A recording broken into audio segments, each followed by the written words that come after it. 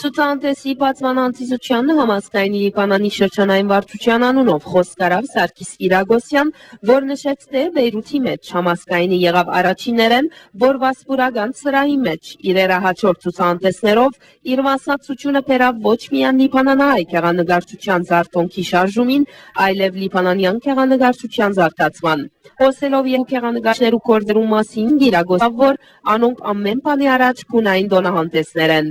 Ապա խոսք արավ Լիբանանի հայոց թեմի առաջնորդ գեղամարքեպիսկոպոս Խաչերյան, որ հայտնեց, թե ինքը ստանձնեց այս ցուցահանդեսին հովանավորությունը մեկնելով արվեստն ու արվեստագետը քաջալերելու եւ արվեստը մեր շրջապատի մեջ միշտ ներգավահելու մարդկային ու ազգային պատասխանատվութենեն։